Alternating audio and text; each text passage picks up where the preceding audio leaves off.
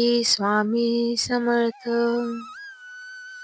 देवापेक्षा कर्माची भीती बाळगावी. एक वेळ देव माफ करेल, पण कर्म नाही. फुंकर मारून आपण दिवा विझवू शकतो, पण अगरबत्ती नाही. नियती रोज तुम्हाला नवीन दिवस दाखवत असते, अगदी कोऱ्या करकरीत कागदाप्रमाणे. अरे, नियती तुमच्याकडून काहीतरी हिसकावून घेते, तर ते तुम्हाला काहीतरी नवीन आणि मौल्यवान देण्याकरिता तुमचा हात रिकामी करत असते. प्रत्येकाच्या वयाप्रमाणे आदर केलाच पाहिजे, मान दिला पाहिजे, बोलताना शब्दांचा जपून वापर केला पाहिजे. शब्द दुवा आहे, शब्द दवा आहे, शब्द माणुसकीचा ठेवा आहे. माणसाला सुंदर दिसण्यासाठी सुंदर असणं महत्वाचं नसतं, तितकंच निरागस मन आणि त्यावर जर निर्मळ हास्य असेल तर जगात त्या व्यक्तीपेक्षा सुंदर कोणी दिसूच शकत नाही. स्वामी म्हणतात, ठाम राहायला शिका. निर्णय चुकले तरी चालतील. स्वतःवर विश्वास असला की जीवनाची सुरुवात कुठूनही करता येते. वाईट वेळेत साथ सोडलेल्या लोकांकडे लक्ष देऊ नका, पण ज्यांनी वाईट वेळेत साथ देऊन चांगली वेळ आणून दिली त्यांचे मोल कधीही विसरू नका. आपल्यात लपलेले परके आणि परक्यात लपलेले आपले जर आपल्याला ओळखता आले तर आयुष्यात वाईट दिवस पाहण्याची वेळ आपल्यावर कधीच येणार नाही. असेल नसेल कोणी तुझं, तू पंखात कायम भरारी ठेव. बदलेल तुझा पण एक दिवस, तू फक्त स्वतःवर व माझ्यावर विश्वास ठेव.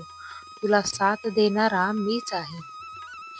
स्वामी म्हणतात, मोर नाचताना सुद्धा रडतो आणि राजहंस मरताना सुद्धा गातो.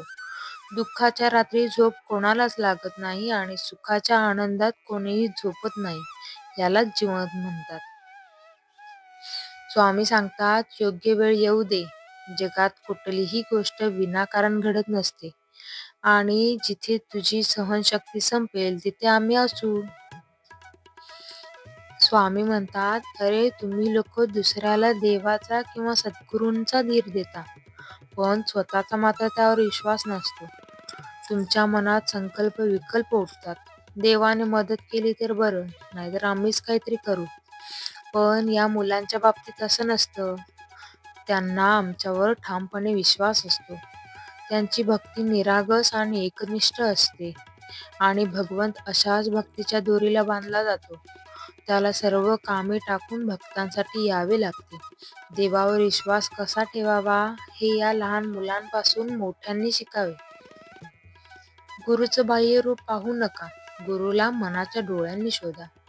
आम्ही तुमच्या मध्येच आहोत. आपली कस्तुरी मृगासारखी गत करून घेऊ नका. अरे कशाला बनवून फिरतो, परमानंदात राहा. ईश्वराचं रूप नाही, स्वरूप ओळखा. भक्तीची ताकद एवढी वाढवा की भगवंताला तुमच्याकडे यायला पाहिजे. देवाला हृदयात ठेवा, तेव्हा तो तुम्हालाही हृदयात स्थान देईल. नशिबाला दोष का द्यावा? स्वप्न आपले असतील तर प्रयत्नही आपलेच असावेत. कोणी माझं वाईट करतो हे त्याचं कर्म, मी कोणाचे वाईट करणार नाही हा माझा धर्म समजावा. श्री स्वामी समर्थ.